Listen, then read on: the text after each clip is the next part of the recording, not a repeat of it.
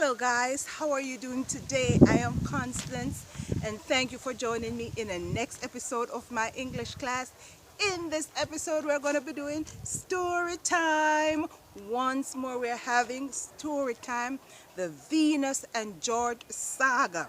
Alright, and you know where we have left off? We have left off where Mr. Richard Thomas took George shopping. That's where we have left off. Richard Thomas took George shopping for the new office that he's opening up to do is oil trading. All right, so let's see where the story continues. Sitting in the passenger seat of the large, expensive truck, George Greenback was carrying the emotions of hot and cold, feeling somewhat excited and at the same time nervous.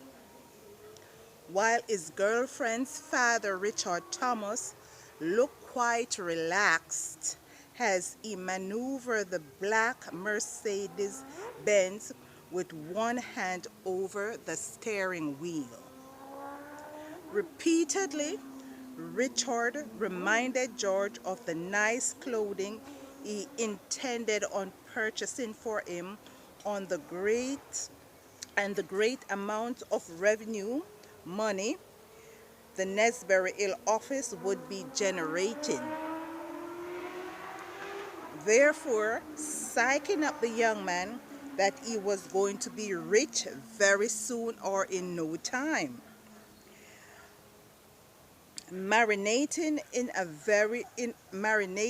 every word, George expressed a smile here and there, occasionally, while his mind wondered if he would be able to pull off these two jobs. Nonetheless, the 30-minute drive brought them to the Lees and Legacy men's store. And before both men could exit the Mercedes truck, George built up the courage to ask, "What has happened to your security men? Why they didn't accompany you today to my house?" A long drawl and grunt came from Richard Thomas before he answered. Sometimes in life, one cannot allow their right hand to know what their left hand is doing. You understand me, son? The businessman continued. Hearing the same proverbs being mentioned by the elders in his village numerous times, George nodded his head and smiled before uttering, "I know what you mean, sir." The vehicle now securely parked in front of the store, Richard soon began pushing on the doors of Lees and Legacy men's store, where they were both greeted by a flamboyant young man neatly dressed in pink. "Something for the bride and groom today?" The colorful store clerk asked as he swept his well-manicured fingers behind his ears. George stood there still for a while with a frown face, reflecting on the question being asked of them. But politely, Richard Thomas replied, "We are not that kind, sir." Soon, the gaudy store clerk was calling out, "Vincent, you have customers." Seconds later, a muscle-bound, a bodybuilding type of figure emerged from the corners and crevices of the store and asked in a deep voice, "How may I help you men today?" "I need slacks and some office shirt for this young man here. He's supposed to start a job in the office soon, so we need that kind of an attire for him," Mr. Thomas explained. "We have just what you need here, sir," the hulkish figure said as he directed with his hand for Richard and George to follow him. The far right-hand corner of the store was neatly organized with all the apparels George could ever wanted. And moments later, he began choosing shirts and ties of every color and few dark color pants and jackets to complete his office wardrobe. But the sartorial couldn't be fully completed until a dozen pairs of socks and 3 pairs of shoes were placed inside of the shopping bag.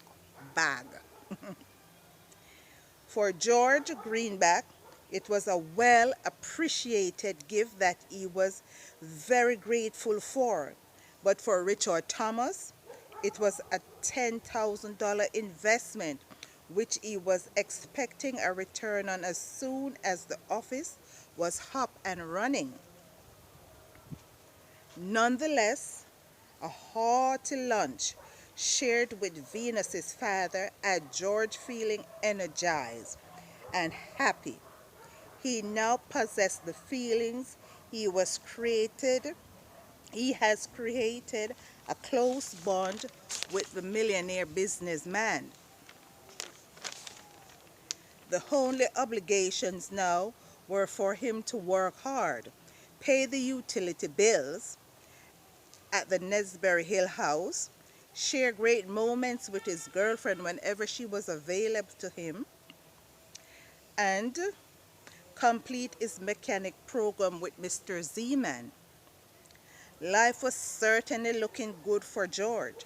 There was much for him to sing hallelujah about. However, the 30-minute drive back to the top of Nesbury Hill had the man around the steering wheel of the posh luxurious truck, stopping at the foot of Nesbury Hill, where men were crowded renovating and painting the new building Richard Thomas had purchased just 2 days ago in order to open a second office space for his oil dealing business.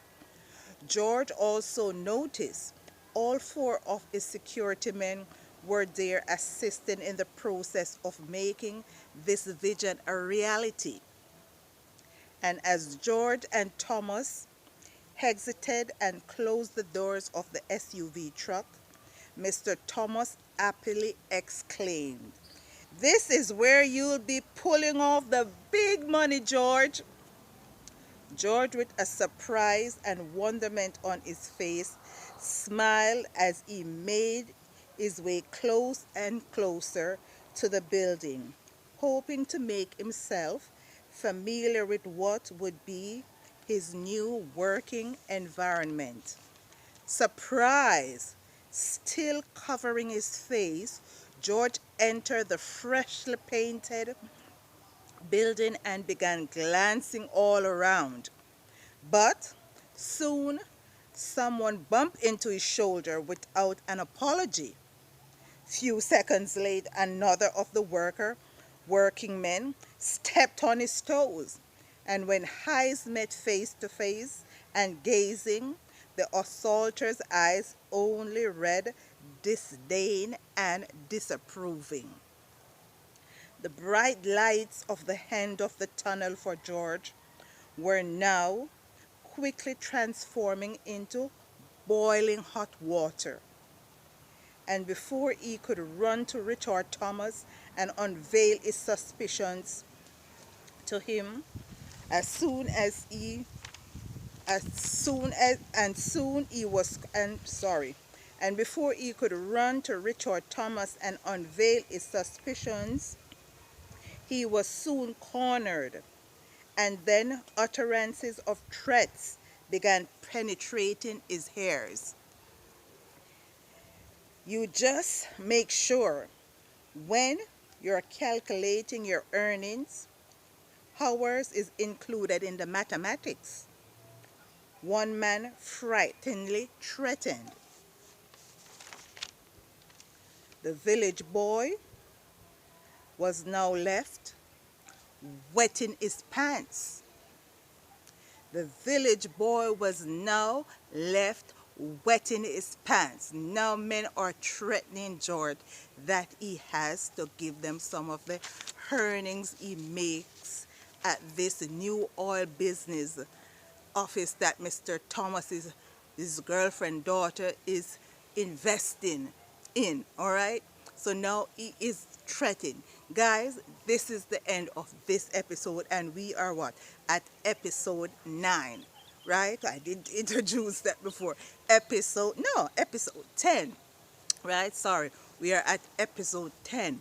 What will episode 11 be? What will episode 11 be?